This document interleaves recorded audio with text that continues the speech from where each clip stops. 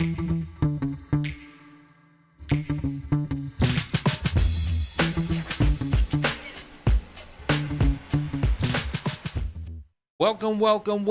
to The Winning Hand, the podcast all about Marvel Champions, one card at a time. My name is Boomguy, as always, but today I am joined by two special guests. Please welcome the Marvel Champions, Ryan and Scott. Hey, everybody. What's up, you two? Welcome. So let's just say right off the bat, you guys are not my normal co-hosts, so I will give you a quick chance to each introduce yourselves and tell me who you are, what you do about Marvel Champions, and where people can find you, all that kind of stuff. Sure. Ryan, you want to kick us off? Do you want me to take it? I'll start it off. I'm Ryan, one half of the Marvel Champions, also known as the better half. I thankfully get to have the wonderful opportunity of doing the podcast with my brother Scott. Love Marvel Champions, love board games in general, and excited to be here. It's a wonderful opportunity to be on another podcast and share the love of the game with others. Yeah. I am Scott. I am the production half of Marvel Champions. I get it all done, but we love hearing Ryan's voice, and he brings some eloquence to the show. Let's see, Marvel Champions. I've been playing since almost the beginning, and we had a thought of, let's do a podcast, and we would play a game, and we would chat about it for a little while afterwards, and we're like, surely there's some people, some nerds like us that would want to kind of hear what we're talking about, some good content discussion. So that's what we decided to do. We, like Ryan said, our podcast, you can find us pretty much anywhere podcasts are, Marvel Champions Podcast. So yeah, that's us. Yeah, well, welcome. Again, you guys are the Marvel Champions Podcast, so listeners, if you have not checked them out, there is a good deal of crossover, I would imagine, between our listeners, our audiences. But if you have not listened to them, please go give them a listen. They're wherever you get podcasts, Spotify, Apple, Google Play, whatever. Wherever you get your podcast normally, whatever app you use, search Marvel Champions. They are in there. If you're already a listener of the Marvel Champions, please do them and me a personal favor. Rate them 5 stars on whatever platform you listen on because they are awesome. Please leave a review. That does help them get up and into the ears of other people who might really like their content. So I think you guys are great. I was on an episode a while back, and we did a battle of cards, which was super fun. So unlike our podcast, which is one card at a time every episode, it's kind of the same hook. You guys do different things, which is cool. You have the kind of Chatting with Chump series, you have the Versus series, you do reviews, previews, you do all kinds of stuff. And that's kind of the stuff that I wanted to hear when I was getting into Champions myself. Like, I just wanted to talk about the game with people, and you guys just have that vibe of just two people who like the game, just like hanging out and talking Marvel Champions. I mean, that's kind of how it all started. We would play a game, and then we'd just chat about it. And like, man, what if we did this, and here's this combo, or man, I really liked this hero, and just whatever. Eventually, Scott was like, I just want to bottle this up and share it. And so we did. Yeah, why not just turn on a microphone and then like share it with other people? Because Exactly. There's other nerds who want to hear this stuff, I promise. And I've been noticing... Well, I am one of those nerds. We are glad that you listen, and we listen as well. But what I like is we play expert on occasion, but we're pretty standard. We like standard 1, standard 3. And I feel like some of the community and content creators is very like expert focused and driven. And I feel like we are able to just kind of be kind of that baseline, that standard. We play mostly 2 players, so I think we give a good niche within a niche part of the game. Yeah. I mean, I think there's no wrong way to play the game, right? There's playing standard, playing expert, playing heroic. There's no like right way to play it. There's no wrong way to play it. Depends on who you ask on Facebook. So Get out of here with that nonsense. There's the whole like 40 card deck brigade, which I'm against as well. Like, if you want to build 41 card decks or 50 card decks, the difference is so minor it doesn't really matter. Just enjoy the game however you want to enjoy it. So If you like Expert 2, God bless you. Knock yourself out. Expert 2 is not for me. But, I think it's awesome. But playing Standard, playing solo, I think the true solo community is overrepresented online in the community. I think there's a lot of people who play true solo, but I think that is actually a very small part of people who play the game overall. So it's good to get a multiplayer perspective, and I like that about you guys too. Well, we always ask a few quick fire questions when we have people come on the podcast. So I'm going to ask you guys. It's a little different this time. I've never had two guests at the same time, so we're going to have to kind of take turns answering these questions. But let me start with each of you, and Ryan, maybe you can start with this one.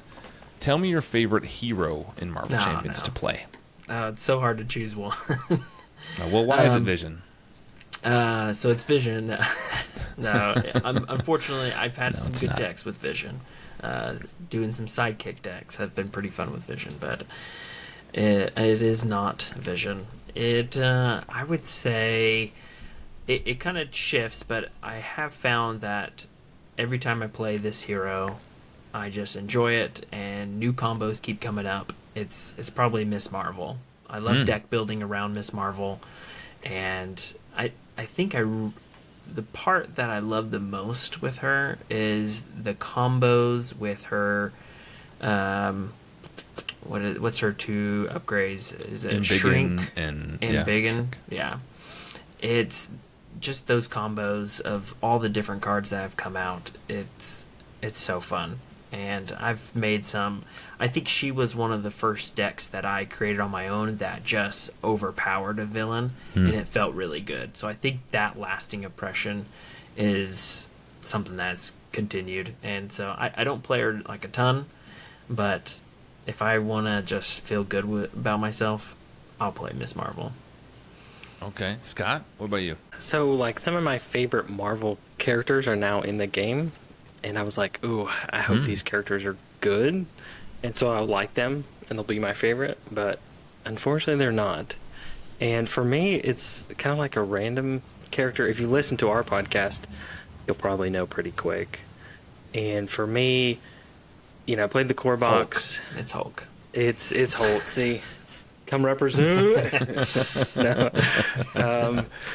It is actually Black Widow. I remember playing a game solo with Black Widow, and the night I went to the local game store, picked her up, sleeved her, played a game, and I don't know, there was just something about how she played. Her mechanic is a way that I really find a lot of joy in, and figuring out how to like maximize what she does. And there's been some fun characters along the way from there to now, but I could always just grab a Black Widow deck and play and have fun. And I just like what she does. Okay. Her preparation cards, yeah. Okay. Well, let's reverse it now. Scott, you start this time. What about favorite aspect? Ooh, favorite aspect. So, in the beginning, I liked a lot of aggression, but I'm finding that protection has become a very viable kind of all around. I'm very balanced, I think. When we were kids and we would play games, you always have like the balanced side scroll beat 'em up game, and there'd be a balanced character, a big strong fat character, and then like a really skinny fast character. I always like that balanced character. I think protections, even though you would think it was the big fat guy, protections now the all around guy, I think. Okay. Ryan, what about you? How am I going to answer this one? I think the aspect that I have been having more fun in lately has been protection. I think they have come out with a lot of cards that really has made the game exciting and just fun. But ultimately, I think my favorite aspect is justice. It's become a little boring lately, unfortunately. So I'm hoping that some future waves will bring some more life to justice and what it can do. But ultimately, I like making sure things are under control, and we're not going to scheme out. I've got to, because Scott he's either protection or aggression, and they don't always work very well. So I tend to be justice to balance it out. And I like a lot of what justice can do. So Okay. would be Justice. And with Miss Marvel, Justice is great. What about favorite scenario? Ryan, kick it off. Man, you're throwing all the hard questions. These are like the basic Marvel I know, Champions questions. but it's always hard. That's true. There's always new stuff, right? Yeah, I think Hela is definitely one of my top ones because I do come from originating Arkham Horror, Lord of the Rings living card game. I liked the story element, progressing through an adventure, and Hela grabs that. Mm-hmm. But I find with the most recent box, the Apocalypse One, the Future Apocalypse, it's a very similar scenario. There are definitely things that are different, but there's like a minion guardian. There's going through some schemes, fight the final bad guy kind of thing. So it's probably a toss up right now between those two, but I think I need to play Apocalypse a little bit more, so I'm probably going to go with Hela as my favorite right now. Okay. Scott, favorite scenario? It's tough. Picking just one. I really like the multi-villain scenarios. So for a long time, it was the Sinister Six one, and I still think that one is close to. There's one little tweak that I wish it would do to make it, I think, perfect or like close near perfect. But I like the second Apocalypse in Sabanur. I just like the way that he can just randomly change on you. So you can like do all the best preparation in the world and prepare for him, and then he just changes at a moment's notice. It just can ruin everything, and he'll flip back, and I just like that about that one. And ultimately, it is like just a race to the finish with damage, but I think there's some other things built in with manipulating his the one side scheme that can get overrun with you. I think there's a couple little Ancient things Rituals, is that the one? Yeah, the Ancient Rituals. I think that one just kind of helps spread out what you have to do. You have to stay kind of everywhere at once, but also still go defeat this giant big bad guy. Yeah. No, I those are good calls. Those are good choices. All right. Well, favorite player count, I think I know. It's a question we always ask, but I think 2-player is kind of where we're at. So I'm going to skip over that one. But I do know that you guys play campaigns a lot. You guys are big talking about the campaigns, and you play those a lot. I'm not a real campaign player, but let me ask you, what's your favorite campaign end to end? So 5 scenarios with the mechanics of the campaign. Which one did you enjoy the most? So for me... Ryan, why don't you start? Sorry. Oh, no, Scott jumped in. Too late, Ryan. Go, Scott. I didn't win. You're already in now. I know Ryan, so I'm not going to pick his, and it's not my favorite. I think the best overall bang for your buck is probably Sinister Motives. I think how they did the campaign side of it was really good, and because it kind of had like you get rewarded for doing good, but if you're doing too good, you kind of get some consequences as well. So they helped kind of balance that out. And there's just some fun, great bad guys. I think every single one of those bad guys scenarios, the big boss scenarios, are just great. Venom Goblin is a little tough, but I'll overlook that as a whole. That's the best boss. Okay. Ryan, best campaign? Oh, unfortunately, I have to go with my gut, which is probably not the right answer, but it's the right answer for me, and that's probably going to be The Rise of Red Skull.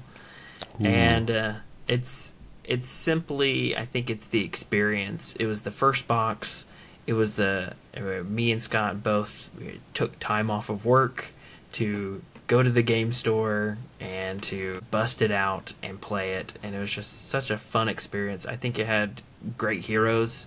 Scott loved Hawkeye. I mean, some people may not think he's great, but Scott loves him, which is all you need. And I enjoyed the deck building of Spider-Woman.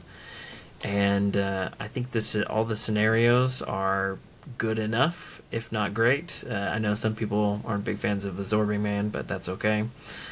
But Taskmasters, I enjoy Taskmaster. I enjoy Crossbones, Zola can be an interesting swing, and I don't think Red Skull is talked about enough. I think it's actually a really good scenario, and it's one that people should go back and visit. But I think Rise of Red Skull is just very straightforward. Here it is. Go have fun. Yeah. And that's what we did. I love the Rise of Red Skull. That's a good shout. And, I've been waiting for a while for... So I like the Red Skull, the final boss as well. I think it's really good. And it's something different, right? It's a lot of thwarting. It's the side scheme deck, and I think that's pretty unique. I've been waiting for a scenario to replicate that, but with minions, have like a minion deck. I'm surprised we haven't seen that yet. Yeah. I don't know who thematically, I don't know the comics that well. I don't know who thematically that would fit the best, but it just seems like, you could take all the minions out, put them in a deck, and then somehow bring them out, just like the Power Stones do for the Gauntlet and the side scheme deck. I think that would be a cool idea. But I do really like Red Skull too. Now, you said Hawkeye, so I do also love Hawkeye. So I have to ask, when you guys get the campaign boxes, is there usually an argument over who gets to play who? Or do you guys generally find that you each gravitate towards a different one? So ironically, well, I buy the physical product, so Ryan just mooches. Dibs. So I do ultimately get first dibs on who I like more, but I would say probably 99% of the time, who I'm mostly anticipating playing is always the opposite character who Ryan wants. Unless the box is just bad, which we haven't really found that yet. I think for all the campaigns, all the heroes kind of fit what we wanted. He was Hawkeye, I was Spider-Woman. He was Rocket, I was Groot. And then the more recent one, I was... I can't remember who the recent people were. I was Magic. Magic and that's Bishop. Right. Yeah. And Bishop, and I was Bishop. I think the only campaign where it wasn't as well was the Thanos box. I forgot what that one's even called. Some Magic Shadow. Thank you. He was Adam Warlock, and I was Spectre and Spectrum. And I enjoyed Spectrum, but he did not enjoy Adam Warlock. Oh, no. Ouch, Ryan, throw me under the bus. That's okay. Adam Warlock is not... I don't think he's... I think he's like maybe the least talked about hero in the entire game. I just don't think... I think his deck building alone makes him pretty inaccessible to most people. I think a lot of people just don't want to mess with the deck building, myself included. I think it's just a hassle, quite frankly. Like, you have to take apart other decks, or you can only have one card, which means, I can't have another deck built that can have 3 copies of that card because there's only 2 left, because Adam has one. And then ultimately, I don't find him that fun to play that I want to go through all that. I don't know. I just don't find him worth it, and I think a lot of people feel the same way, which is why we don't really hear him discussed ever. There's a post about Hulk somewhere every day.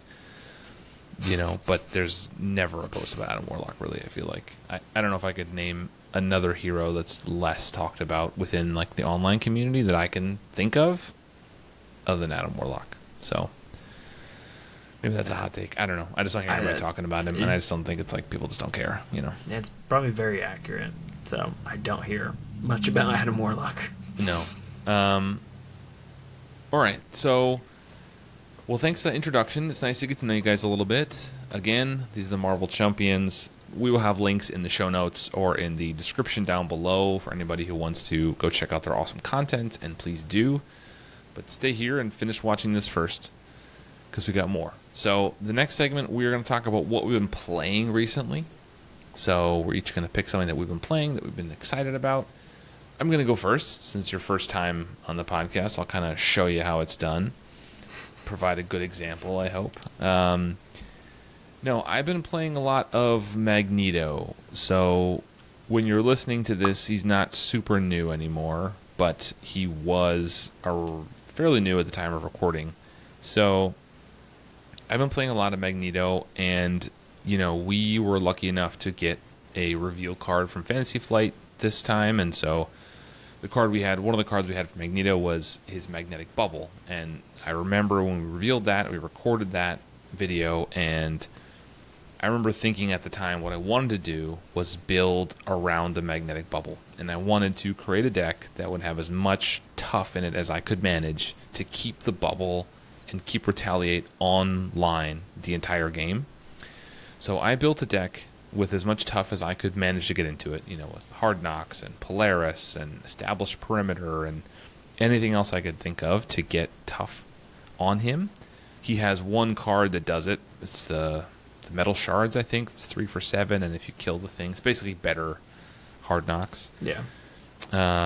So just trying to use that, and it's super fun. I really enjoyed it. I actually published the deck. I don't publish many decks, so I'll put the link in the description if anybody wants to check that out. But I have been playing a lot of that. I find Magneto to be interesting. I think he is really strong. I think he has that 2/2 stat line, which most heroes want, and so it makes him flexible. I think his economy is really good. Like, his kit's kind of expensive, but he is able to pay for everything. He has tons of money because he can do his magnetic pull every turn, and so you can basically have an extra card every time in your hand because you can always do it. And then it can trigger other things, right? It boosts your stats and readies you and all that kind of stuff. One of the things I found by doing that, if you just do it every turn, you miss out on a lot of consistency in the aspect you're building. So oftentimes I find myself doing that ability, but I'm sacrificing all the cards I put in that aren't Magnetos. So I'm seeing Magneto cards over and over again, and that's great. Some of them isn't great because the magnetic missile wrapped in metal combo doesn't always hit. But I use Come Get For Me Bub again to get more tough cards, so that helps it a little bit. But you don't see those tough cards as often as I wanted to because you're just magnetic pulling all the time. So I found myself stopping the magnetic pull because I wanted to make sure I'm seeing the actual cards that give me tough. So it's kind of a delicate balance, I feel like, right? You're trying to get all of his good cards, but also if you do that, you're just essentially sacrificing everything else you added in to make the deck. So you have to kind of balance when to do it and when not to. My first instinct was to do it every turn because I wanted extra card because we all want more money in our hand. But the more I did that, I feel like you missed out on a lot of your deck. So anyway, I'll put the description or the link down below if you want to check it out and give it a play. Feel free, obviously. But yeah, I've been enjoying him pretty well. I think I'm happy he's the end of the X-Men.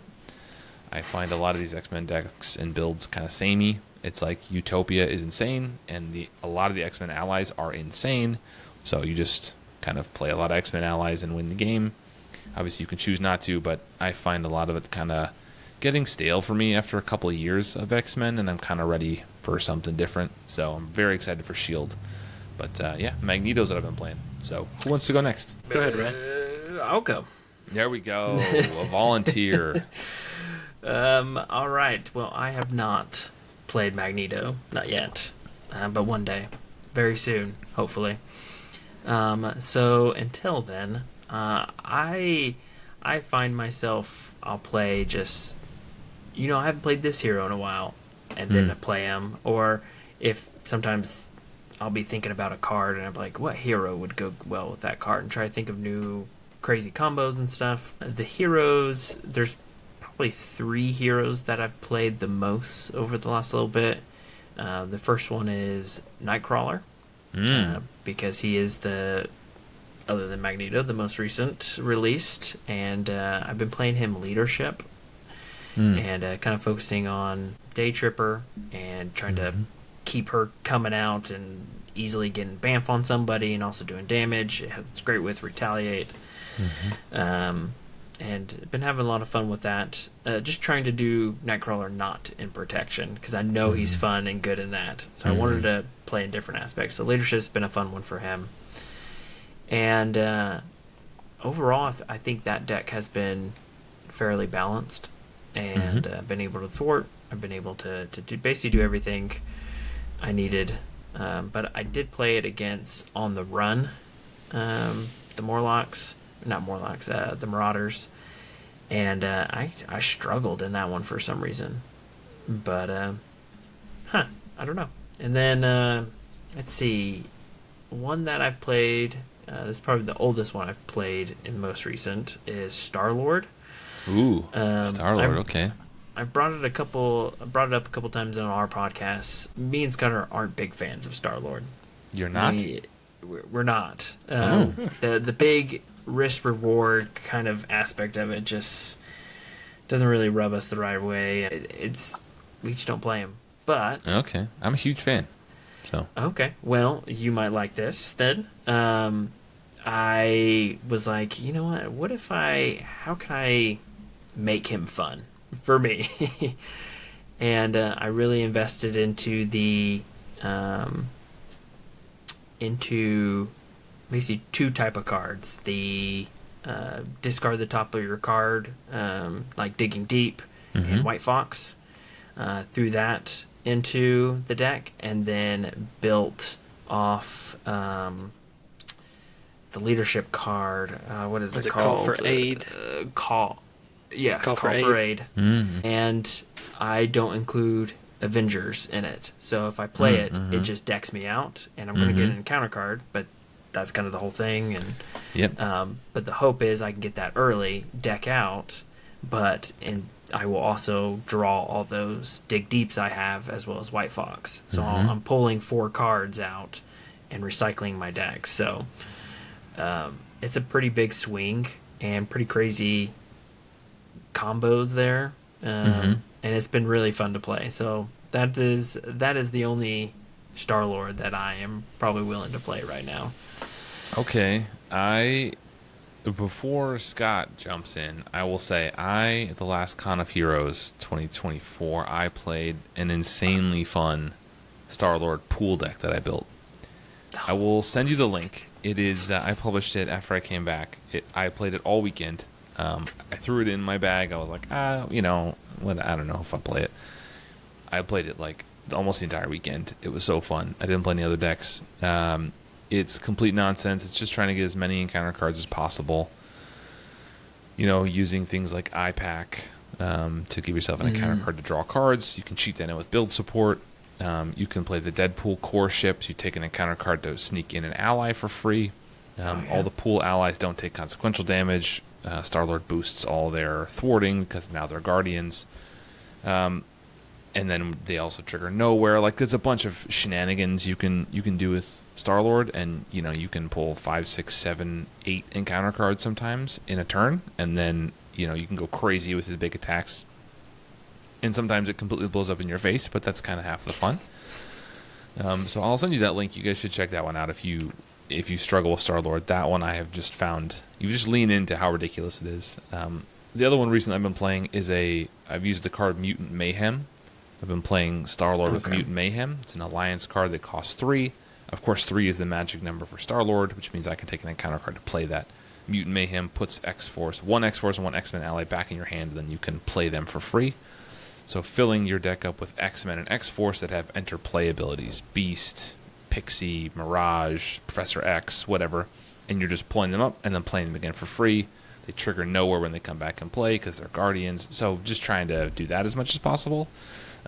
Which I've also found to be a ton of fun. So, just ideas. I think Stellar's not one of my favorite characters, but I think he's really fun and thematic. And there's just times when he can do things that a lot of people can't do. Right? Giving everyone the Guardian keyword is crazy good. And it's insane ability. So, you can combine Blaze of Glory with the Mutant Mayhem, give them all +2/+2. Bounce them back in your hand. Command team is hitting them over and over again. Anyway, it's a ton of fun. Star-Lord's great. But, not everyone has to love Star-Lord. So, yeah. Scott, what about you? What have you been playing recently? Well, I got Magneto, but I have not played him yet. So, it was a busy weekend. One game that I have been playing, so one from the last wave, one hero that I really like, and I think she's done well, but I kind of had to rethink how I wanted to approach her. So I played X-23 recently. One thing that bugs me about X-23 is on Honey Badger, her response only works once, normally. Because if she dies, she's not alive 2 responses the second time because she only has 2 health. At least that's the official ruling. So it drives me crazy. It's like, why have this if I can only really do it one time? So I built in a leadership deck about trying to just give her as much health as possible and ways to ready. So I had command teams in there, team training, one of the enhanced suits, the one with the wasp on it. Gives her like +2 health. I gave her a sidearm. So I souped her up. But at the same time, I was kind of souping up X-23 as well and just doing what she does. And that game was mostly I was dishing out the damage while Ryan was, controlling all the thwart. But the one time I did get her like thwart card, I was able to thwart for like 6 or 7, something crazy. So I was like, that's pretty fun. And I just like some of her mechanics, and I like how she's not Wolverine. I think they did that really well. How it's two very similar characters, but they're totally different. I like how she. Yeah, I like how she could heal. I like her healing mechanism was different than his. When you play, you get that one upgrade that every time you play one of her cards, she gets to heal. And then, surprisingly, her card that heals her or Honey Badger worked really well. I think I used the teamwork leadership event. So I was able to soup up Honey Badger and then just exhaust her. She didn't take the damage for me to ready, but then I would usually do that one big attack, take the damage to generate my own resource, and then ready back up and still, be able to go do some crazy stuff.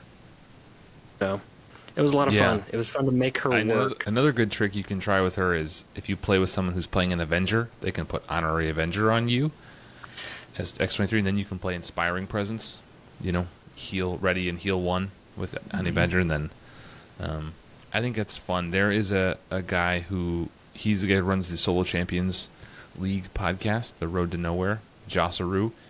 I've met up at the Con of Heroes a number of times, and every time he brings decks that require other people to play things on him. So he'll sit down. The first time I met him, he sat down next to me with a Rogue deck, and he was like, hey, what are you playing? I was like, whatever I was playing. He's like, hey, can you play this Honorary on me? Because then I can do this other thing I want to do. And he'd be like, well, who's everyone playing? And he had all the Honorary cards, and he had a whole bunch of stuff he could play based on, he's like sideboarding it in. He's like, are you an Avenger? Here, can you play this on me? Because then I can do other shenanigans. He does it every year. He's a funny guy. But if you're playing a 2-player game, this is another way to sneak something in. Anyway, well, thanks, y'all. X-23, Magneto, and you gave us 3, Ryan. You kind of cheated a little bit, but we'll call it Nightcrawler. And okay, Nightcrawler's good. We'll go with that. Okay, let's stop there with what we're doing, and let's move into the card of the day. So the card of the day, I will share it on the screen because I am a professional podcaster / YouTuber / influencer. Whatever. I can do it all, really. And let's talk about the card. Who wants to read the card? One of you. You guys brought this card, so why doesn't one of you read it, and then we'll kind of get into discussing it. Sure. I will read it. It is the Night Nurse. It's a 1-cost protection support. It's a persona. Uses 3 medical counters. Action. Exhausts the Night Nurse and remove 1 medical counter from her. Heal 1 damage from a hero and discard 1 status card from it. Yes, it is a mental resource if you want to spend it. Obviously, it has no flavor text. Disappointingly, we'll get there. I'm a big fan of flavor text. Okay, so this is, we should say, someone asked recently if we would say where the card comes from. Do you guys know what pack this came in? Man, what did it come in? I know. I'm just seeing if you guys know. Did it come in Doctor Strange? I believe it came from... It did. Oh, yes. 1 point for Scott. Yep. He's winning the trophy from Ryan so far. It came in Doctor Strange, which is apparently hard to get these days. So if you're relatively new to the game, you may be trying to find that. You can also tell because there's a little Doctor Strange icon on the bottom of the card. Yeah. Anyway, this came from Doctor Strange. So before we get into the 4 categories, which is art, theme, power, and fun, I think you guys came with some background information, some lore on this character. So I will let you take it from here and tell us about the night nurse. So, the night nurse started out as Linda Carter, but kind of as Okay. the characters progressed, it's almost like a title, because there's been a few people that have been night nurse. Trying to get them here. We have, so Linda Carter's like the original. She's like the night nurse. Some of her kind of basic background is a lot of those street level New York City kind of heroes. She would do a lot to like help heal them. You're talking Spider-Man, the Defenders, Daredevil, and actually Doctor Strange. So those New York City heroes. And then some of the like more recent ones was Christine Palmer. You might recognize that name from the Doctor Strange MCU movie. The movie, And yeah, then, yeah. And so that was a title, right? And then Claire Temple is another night nurse. You'll recognize her name from the Netflix Daredevil, Defender. She was kind of a little cameo on most of those Netflix or Netflix Marvel shows. So she has been a few iterations. And I don't know if I'll go ahead and spoil this picture. I know we're going to get to the photo, but Go. this is Rio Morales. And in Earth 1610, that is Miles Morales' mother. Okay. Now that is news I didn't know. I was going to say it reminds me of, is it Rosario Dawson is the one who plays it in the Daredevil show? That's what I thought this was, but now that you say, I see her name tag says Morales on it. And that makes sense that she's, there's another famous Morales. Okay, so let's go into the art of this card. I will say before we start that this is a panel from Defenders Volume 5, Number 3 from 2017. So it's a fairly recent cover for a card that came out or was printed in 2019, so it's pretty new at the time.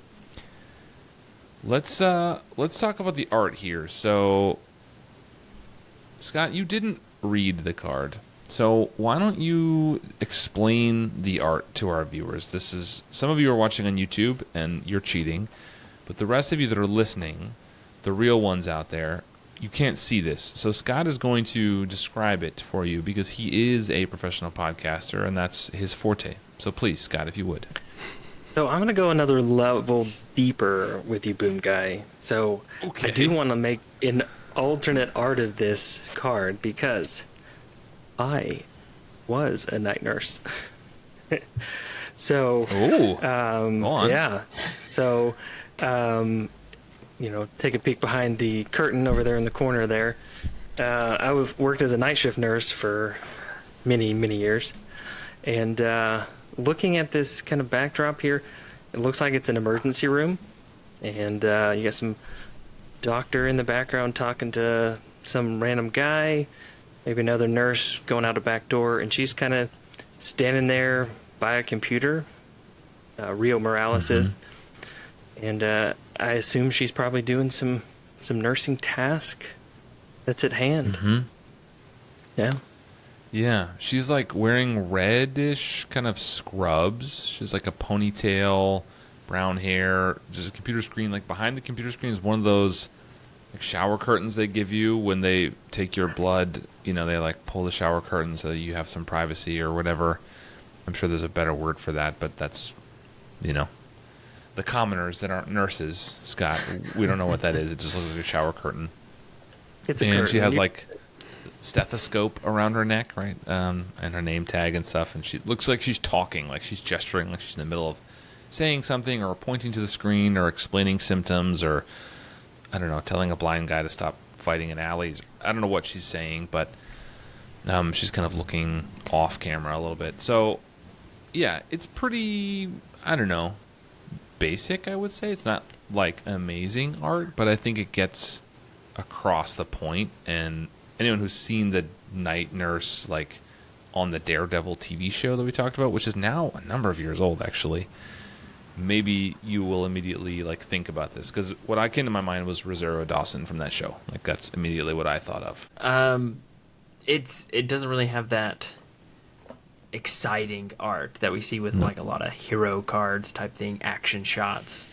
But I think for me, the art actually plays a lot with, not plays, complements what the card does. Kind of sets a vibe, like a chill vibe, like, hey, it's all right, everything's good.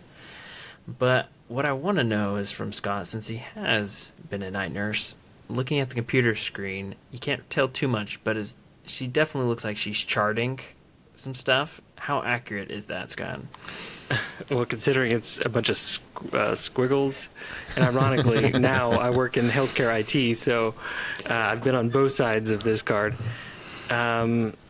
Looks like they might need to go to a downtime, I think. I know it's a different card, but yeah. Well, you said this is not very heroic, Ryan, but as Scott and I know, nurses are the real heroes. So, and that's another point for Scott. Oh, man. I do like that it is a mental energy when you spend it, right? Signifying that the nurse is kind of using her mental or knowledge and skill as a nurse or a doctor or whatever to like heal people. I like that. I like that there's a lot of times when you really start analyzing cards, you find that the resource icon they put is not random. It does have something to do with the theme, which is cool.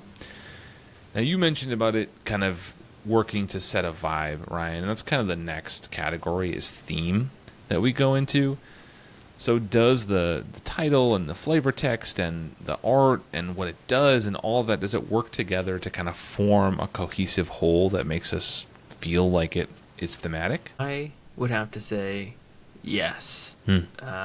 I think the night nurse, I think what it does fits with what the night nurse can do, which is she's not a miracle worker. Like, she's not going to magically cure everything.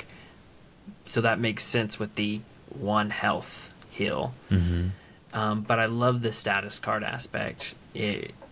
Because like the card has good vibes and stuff, it kind of is like, hey, I'm recentering the hero. They're no longer confused. They're no longer stunned. Getting you back to chill and ready to fight. So I feel like the theme of what the night nurse is doing fits with what is happening as the ability. Scott, what do you think? As the expert here. I like that. I envision the night nurse bringing like a banana popsicle and like a turkey sandwich, and that's where A little cup of Jello. right, a little cup of Jello, banana popsicle, heal 1.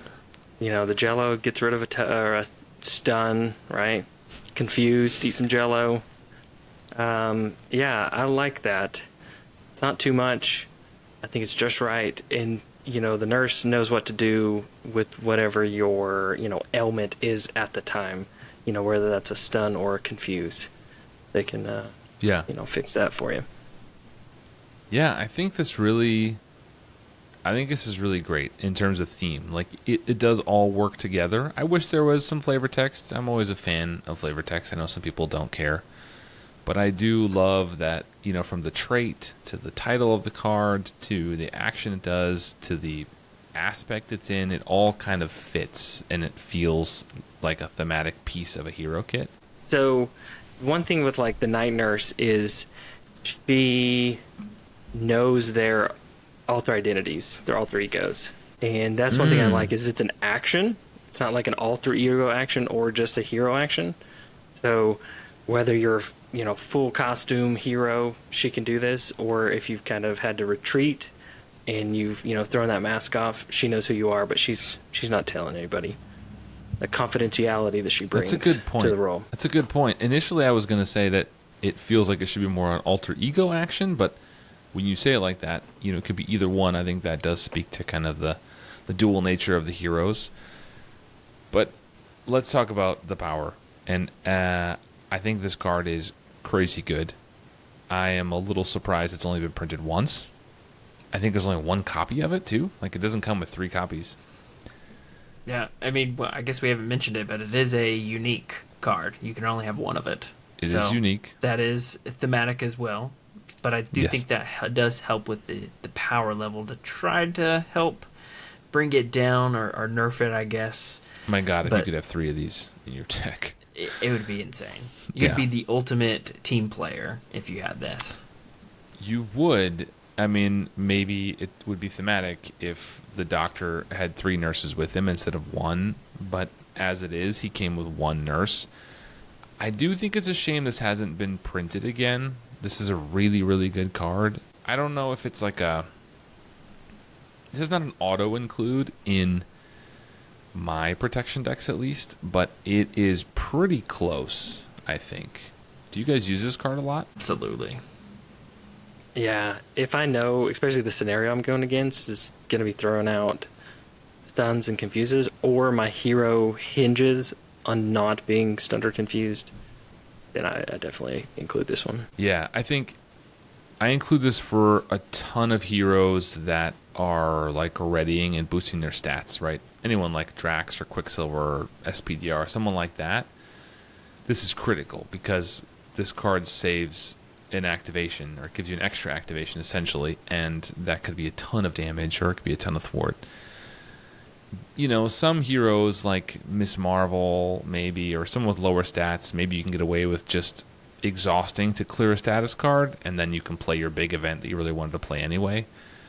But those boys that want to just hit, you know, Drax wants to hit, and then he wants the limitless stamina, and he wants to hit, and he wants a leading blow, and he wants to hit. Like, this is so good, and it saves so much. You're just getting, like, the fact that it's above curve even, you know, because, like, first aid is comparable, and it costs 1, and it heals 2.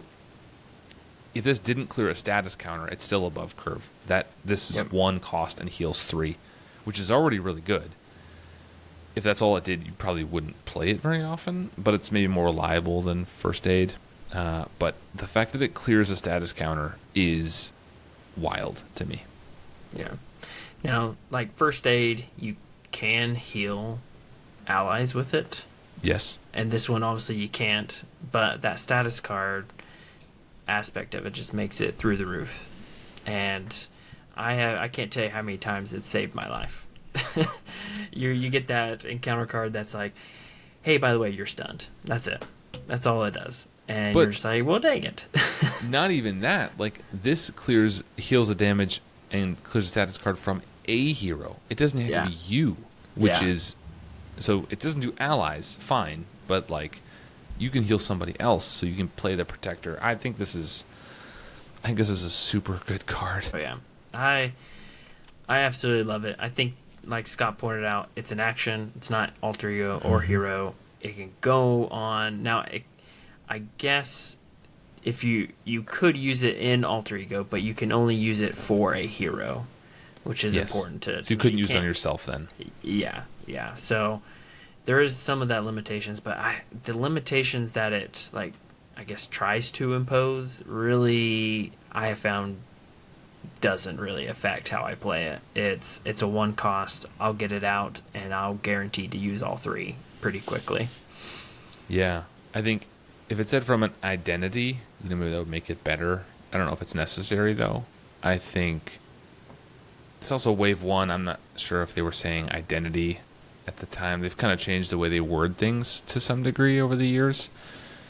Maybe it's designed to be for hero. Maybe they just meant from a character and they weren't very specific with it at the time. There's a few characters I won't run this with that I just don't, I think it's a waste, but for most of them, I think it's really good. Is there anybody that you guys would not put this in? Like, or is there any protection deck that you build and this is just a card that doesn't even make the cut? Or is this in all of them? I would say if you got a character that can gain steady or stalwart, it's not as important. But if you're taking on that like protector role with protection, I still think it has some playability. Like we just talked about, you can kind of share that status, cure. But I think there's so many of steady and stalwarts now.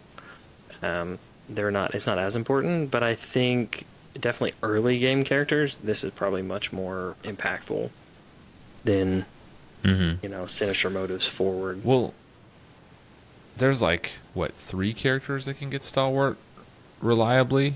It's taking aside Unshakable, which gives any big boy 14 hit points, they get steady, but It's really just Rogue and Storm and Vision, right? That can get Stalwart? It's nobody else, is there?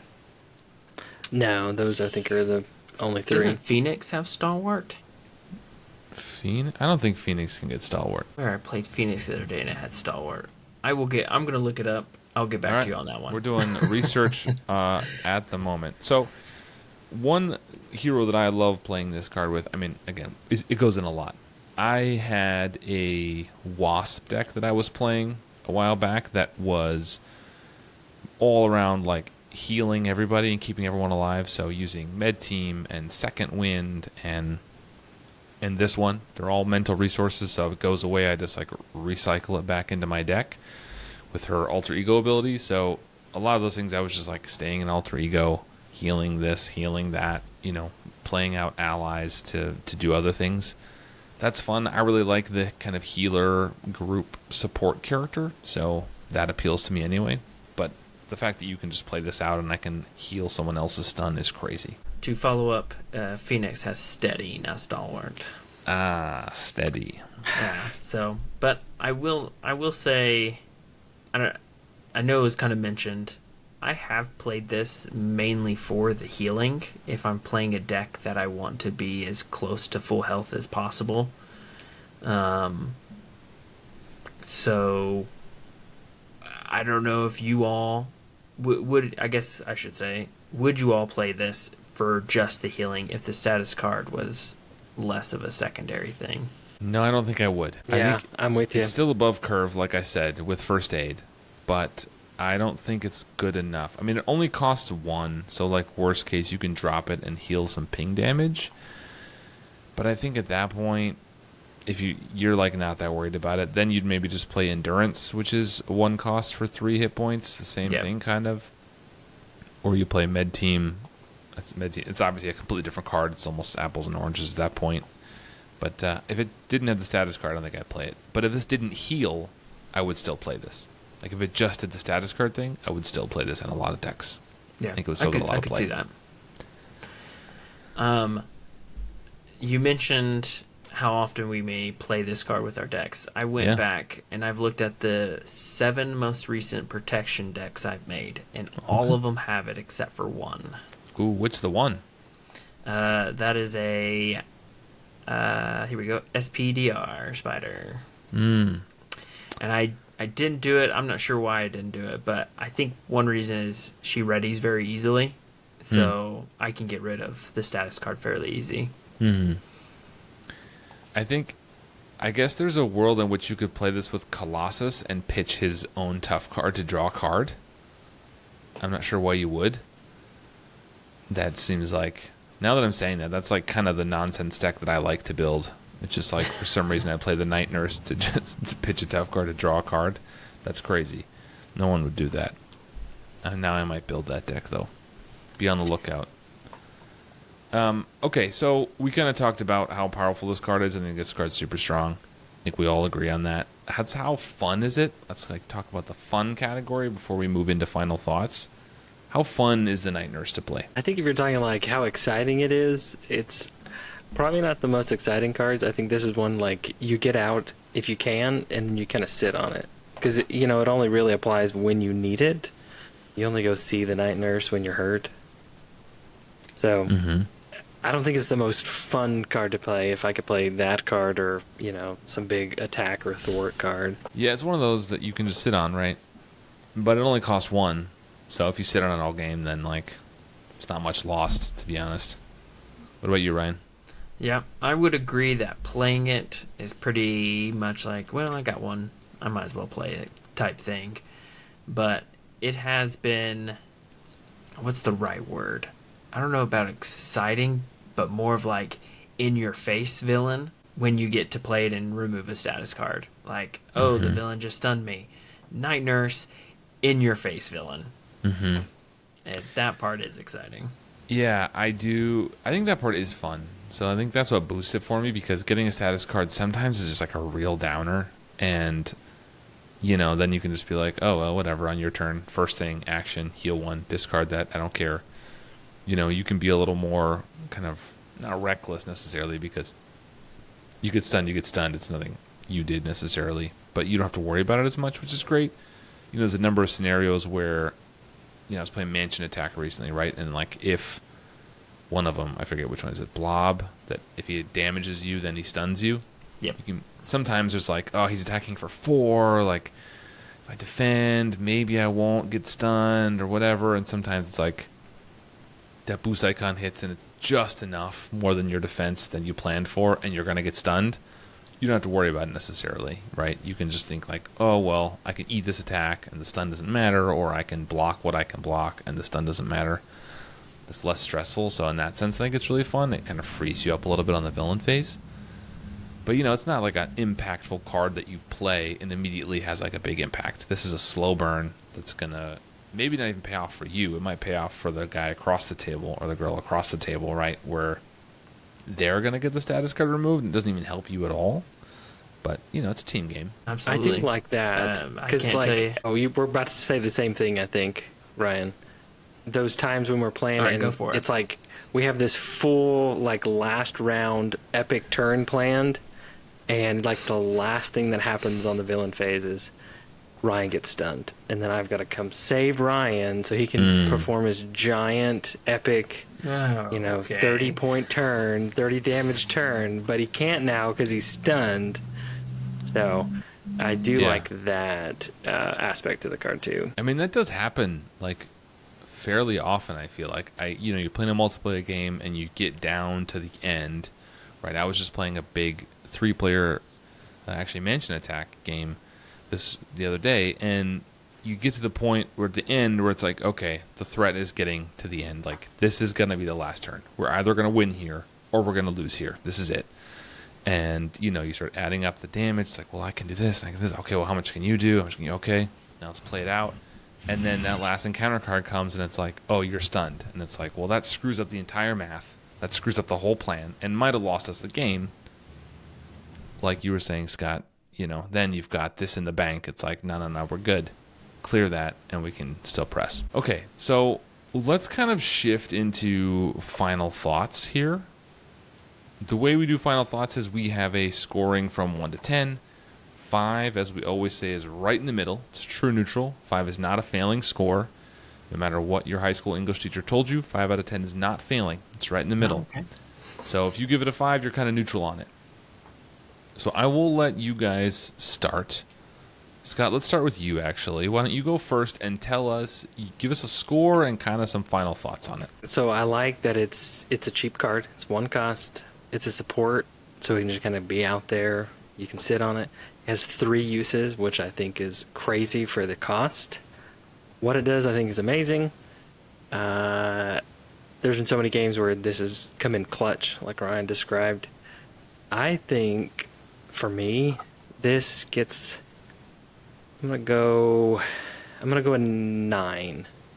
I think it's that good, but it's not good for every single protection deck or every single hero, so it won't get a 10. But I think this card's up there for what it is. Supports are sometimes worthless cards, but I think this support is definitely awesome. Ryan? Oh, Scott. Goodness. You're going to come in hot with a 2 out of 10 here, Ryan? I am going to go with a negative. I honestly, Scott, you said pretty much everything about it. It's an awesome card. Since it came out, I've basically played it in every single one of my decks. I have found it to be almost a linchpin for some heroes. One that comes to mind is I enjoy playing Hulk, and I mostly play him in protection, and I always include Night Nurse because she can take care of that status card, and status cards are one of his biggest downfalls, and it is a huge lifeline that makes him viable. And I think that's with some other heroes too, and because of that, I would agree with Scott. I'm gonna have to give it a 9 because there may be times that you don't need it. I think you could go a 10 if you really wanted to, but I think a 9's a pretty solid rating for this card. It's definitely in my top 5. We'll say top 5 protection cards. Well, I'm going to go boldly where you dared not go, Ryan. I think this is a 10 out of 10.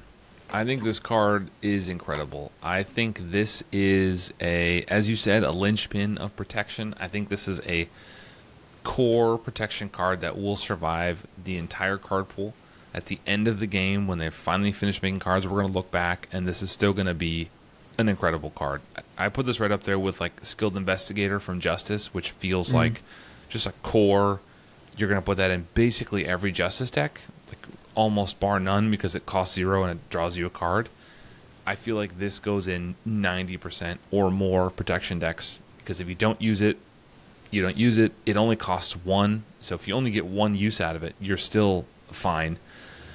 I think the theme on this is great. It all works together. I think the art is really good. I think it kind of provides a little bit of groundedness and realism that the superhero genre sometimes lacks, and all like the cosmic lightning bolts and ice beams and whatever. Like, this is a normal person doing a normal job, which is still part of this universe and kind of keeps them cooking.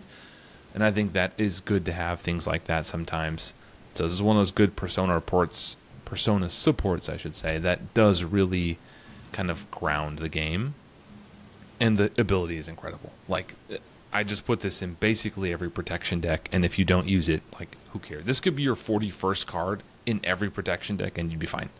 Yep. So sometimes it's going to hit harder than others, but this is just a straight-up banger. Agreed. So, I mean, I'm calling it 10 out of 10 right there. I think this is just some ruthless efficiency, right? You're going to just heal, and you're going to discard that status card to keep the big boys cooking and keep everybody else in the fight. So, yeah, awesome card. And now I assume that your rating, just like when we rate cards or decks or heroes, this is final. Like, there is no other rating. This is the official rating of FFG. Right. I mean, your rating was just a suggestion because you're a guest. My rating is final. It is definitive. It cannot be altered. No, that's my opinion. Obviously, people may differ, and if you differ, send me an email, winninghandpodcast@gmail.com, or drop a note down in the comments on YouTube and let me know if I'm wrong. I know I'm not. You know I'm not. But if you want to argue anyway, let's do it. I think this is great. I really want to thank you two for coming by. This is awesome to have you on the show. I appreciate your content. Again, if you are watching this, if you are listening to this, and you got this far, you should spend 30 seconds leaving me a 5-star review or subscribing and hitting that little bell icon to hear more, blah, blah, blah. But you should also go find the Marvel Champions and give them a listen. They are a weekly podcast, so they have more episodes than I do.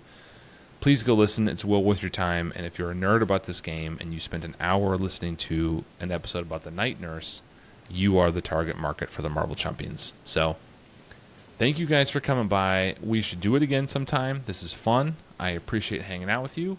And hopefully I'll see you guys at the Con of Heroes this year. And if not, I'll see you around on Discord and everywhere else. All right. Well, that's it for me. I will see everybody later. Thanks for listening and watching, and we'll see you on the next episode. Bye, everybody. See ya. See ya.